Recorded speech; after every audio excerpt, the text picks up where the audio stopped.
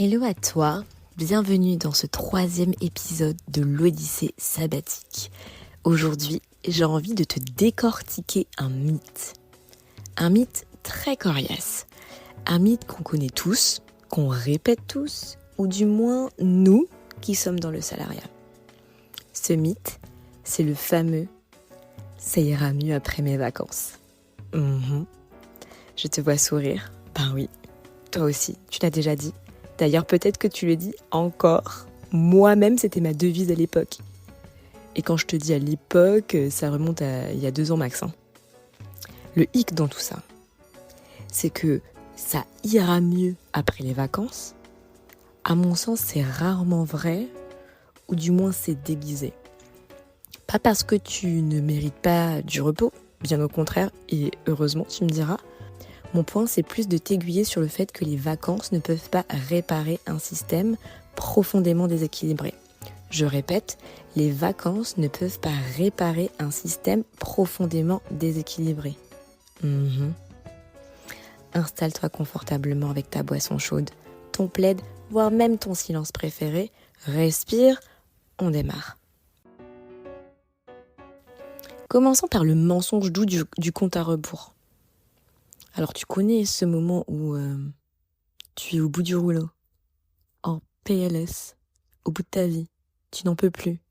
Et tu te dis, allez, encore 12 jours, encore 7 jours, plus que 3, ça va passer. Tu te tiens comme ça, à la force mentale, comme si les vacances étaient un bouton magique. Tu regardes ton calendrier avec les codes couleurs, bien entendu, chaque année, tu gardes les mêmes codes couleurs pour les RTT, les congés payés, voire les jours placés sur ton compte espace-temps. Je vous vois, moi-même. Dis-toi qu'en rangeant mon bureau pour mon déménagement à Amsterdam, je suis retombée sur mes calendriers de 2021 à 2024. L'optimisation des vacances est clairement un rituel chaque année. Surtout quand la boîte te donne les ponts de l'année N+1. Tu commences directement à réfléchir au meilleur combo possible. Toujours à l'affût de plus de vacances. 25 jours par an, youpi! Mais dès que tu peux gratter quelques jours en plus, c'est la folie. La quête du bouton vacances magiques. Dis-toi que les 6 mois avant mon congé sabbatique, j'avais décidé de voyager tous les mois. Pour te donner une idée, ça donne ça. Janvier 2024. J'étais allée dans un manoir à Rambouillet pour une retraite détox. Suite à ça, j'avais annoncé mon congé sabbatique sur mon compte Insta. Février, je retourne à Londres 12 ans après mon premier Erasmus. Promo Eurostar à 78 € l'aller-retour. J'ai sauté sur l'occasion. Tu laisses pas ça passer. Je suis allée à Oxford, The Cotswolds, le studio Harry Potter. J'ai revu une amie de Suède à Brighton. Franchement, ce retour dans ma ville de cœur, c'était pépite, super cher, mais pépite. En plus, pour la petite histoire, j'étais censée y aller en janvier, mais j'avais inversé les gares de départ. Donc au lieu de faire Paris-Londres, Londres-Paris, j'ai fait Londres-Paris, Paris-Londres. Oh non! Heureusement que j'ai réussi à les vendre. Bref, 1 semaine et demie à Londres, entre vacances et télétravail. Écoute, on fait avec les moyens du bord, moi-même. Mars. En mars, c'était le Maroc, pour 1 semaine dans le désert. Rando, campement tous les jours. C'est une expérience incroyable. J'ai rencontré des gens extraordinaires. Avril, Riga en Lettonie. Pour un long week-end. Ouais, c'est ça, le long week-end. Je crois que c'était Pâques, ou je sais plus quand, mais bon, je me suis débrouillée. Un long week-end en avril, franchement, j'ai été agréablement surprise. Je n'avais pas donné 1 centime. Et pourtant, je recommande. Le mois de mai, l'Ouzbékistan. Clairement, je suis sortie, mais complètement de ma zone de confort. Le groupe de voyage était vraiment top. Le hic, en tant que femme noire, ce n'était pas ma meilleure expérience. Toutefois, le pays, il est magnifique à explorer, je recommande quand même, tu vois. Juin, la Belgique. Pour dire au revoir à mes équipes sur place. Pour te donner une idée et un peu plus de contexte, dans le cadre d'une énième réorganisation dans ma boîte, j'ai dû transférer une partie de mon équipe à quelqu'un d'autre. Et je savais qu'en revenant de congé sabbatique, je ne récupérais pas ce périmètre d'activité dans mes responsabilités. Je t'avoue que ce n'était pas évident au début, mais bon, après on s'y fait.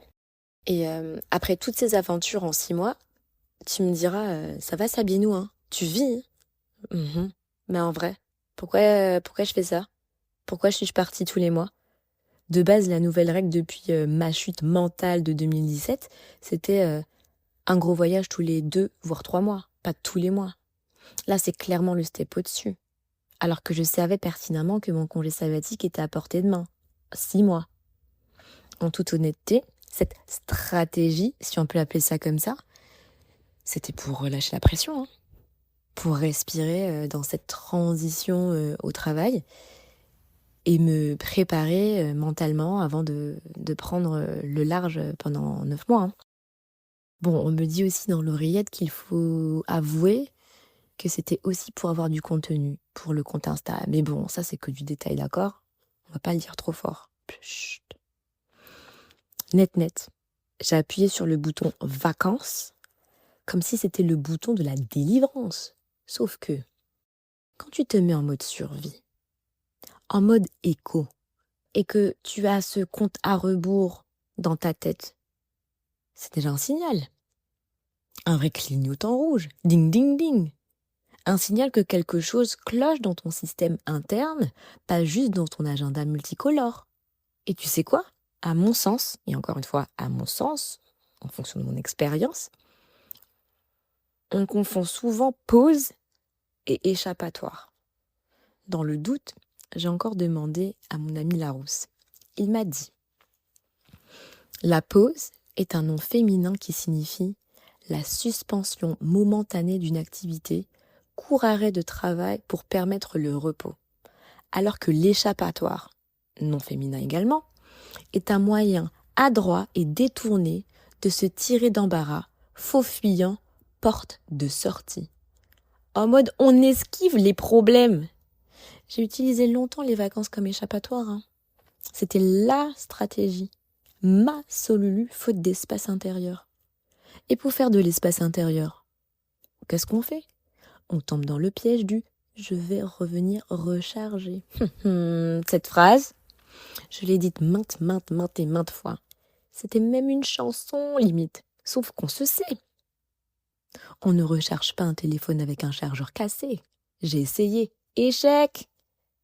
Tu tournes le câble en espérant trouver le bon positionnement. En vain! Game over! C'est comme Itinéris. Encore une fois, hein, petite anecdote. C'est comme Itinéris. Tu sais qui essaie de capter le réseau dans Astérix Mission Cléopâtre. Elle n'y arrive pas. Quand l'outil est défaillant, ça nous met en difficulté. C'est tout. Hein. J'ai fini par remarquer qu'on a beau vouloir recharger nos batteries avec les vacances, quand tu bosses dans un environnement qui t'étouffe à l'instant T, c'est chaud patate. Tu peux faire toutes les destinations tendances si tu veux. Japon, Bali, Santorin, Tenerife, et j'en passe. Le piège, ce n'est pas la destination. Le piège, c'est dans quel état tu pars et surtout, dans quoi tu reviens. Ah bah oui, parce que si tu reviens dans un environnement où tu n'as pas de marge, où tu compenses tout, où tu dois motiver, gérer, absorber, je peux te dire que 2-3 semaines de vacances n'y feront rien. Tu mets un pansement sur une fracture. Dans ma boîte, on aime trop dire ça en plus. On a mis un pansement, mais on n'a clairement pas stoppé l'hémorragie, hein. Sans blague. Ah bon? En tout cas, avant de continuer, je tiens à dire, parce que je vous vois venir à des kilomètres, je ne critique pas les vacances, hein. J'adore voyager, et tu le sais. Et d'ailleurs, en ce moment, avec mes proches, c'est déjà, on retourne quand en Guadeloupe? On pense les vacances à quelle période? Tout ça. Tu vois, donc je minimise pas les vacances. Par contre, il faut dire les choses telles qu'elles sont. À mon sens, les CP et les RTT sont devenus un faux refuge émotionnel. Après, je sais qu'on fait avec les moyens du bord, hein, tu me diras. Mais je trouve qu'on prend trop ces jours pour tenir jusqu'à la prochaine deadline, pour ne pas s'effondrer, pour ne pas s'étouffer, pour calmer le mental. Mais tout ça sans vraiment régler le fond du problème. Les vacances, c'est censé être le moment où tu te régénères. Mais pour beaucoup, c'est devenu une fuite temporaire de la réalité. Et quand tu reviens de ces fameuses vacances, bonjour l'angoisse. Pourquoi? La montagne de mails t'attend, les projets, la pression, tout est là. Hein. Exactement comme tu l'as laissé. Tiens, j'ai un exemple tout frais. Attends. J'ai un collègue qui revient du Mexique. Il est parti 9 jours. Il a repris le boulot un jeudi. Il était dans les locaux. Il a passé quasiment toute sa journée en meeting. Le lendemain, il nous sort. Ça fait 2 jours que je suis revenue et j'ai l'impression que ça fait déjà 2 semaines. Aïe, aïe, aïe. Tu vois où je veux en venir? Net. Est-ce qu'on a besoin de vacances ou d'un vrai reset? Tu sais, cette rupture dans le système interne qui tourne à plein régime et en automatique. Mais attends, j'y pense. La Solulu, ne serait-ce pas un congé sabbatique? Je pose ça là. Hein. Ah oui, hein. Parce qu'alors là, tu as l'espace dédié pour le reset. Hein. La vraie pause et non l'échappatoire. Ah oui, hein. Parce qu'en ayant fait les deux, à savoir l'optimisation des CPRTT et le congé sabbatique, je peux te dire que les vacances ne peuvent pas et absolument pas réécrire ta relation au travail. C'est trop court pour prendre du recul. T'as pas le temps. Les vacances ne peuvent pas non plus réparer une organisation toxique, voir ton rapport à cette relation toxique. Bon, ça à voir. Hein. Les vacances ne peuvent pas non plus réguler un système nerveux saturé ou t'enlever une charge mentale installée depuis des mois. Pareil, t'es encore trop dans le jus pour la prise de recul. Les vacances ne peuvent pas donner du sens à ce qu'il n'en a plus. À mon sens, il faut un esprit apaisé, une paix intérieure pour donner du sens. Moi, ça m'a pris 9 mois. Hein. Pas un bébé, une renaissance, mais sans blague. Les vacances, ça peut apaiser, ça peut adoucir.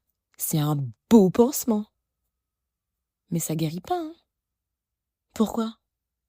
Parce que les vacances, c'est à l'extérieur. Encore une fois, c'est à mon sens. Et le fait d'avoir fait les deux. Parce que les vacances, c'est à l'extérieur, alors que le congé sabbatique, le travail, il est à l'intérieur. En profondeur même. C'est pas des blagues. Hein. Je te vois me dire, c'est bien sympa Sabinou, mais comment t'as compris que les vacances ne suffisaient plus? Eh bien, le corps parle. Hein. Le mien m'a rappelé à l'ordre, à une vitesse grand V. J'ai été secouée. Malgré les vacances bien planifiées, les codes couleurs, les points de rupture ont quand même frappé à ma porte, tac, tac, tac. Et c'est le congé sabbatique qui a été la clé. Je t'invite à écouter ou réécouter l'épisode 2 sur les signaux qui mènent en partie au déclic sabbatique. Et avant de clôturer cet épisode, j'aimerais quand même clarifier que pour moi, le congé sabbatique était une nécessité. Et je ne considère pas ça comme de longues vacances, comme beaucoup pourraient penser. Pour moi, c'est une restructuration, le congé sabbatique. On reprogramme le système interne en conscience.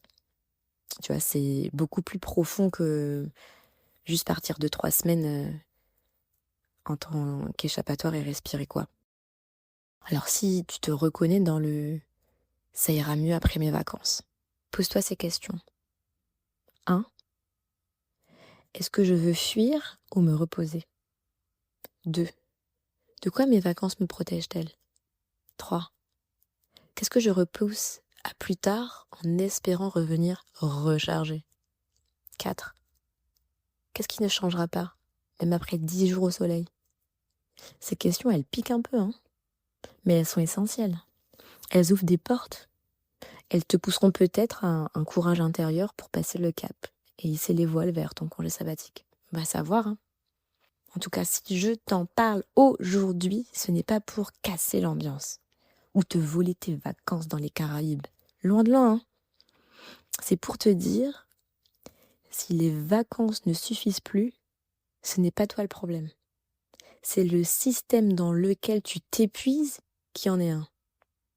Et donc, tu as le droit, et le droit absolu, de dire stop, de te retirer, de prendre un vrai espace, de réécrire ton propre rapport au travail, de changer ton rythme et de choisir ta santé mentale avant tout.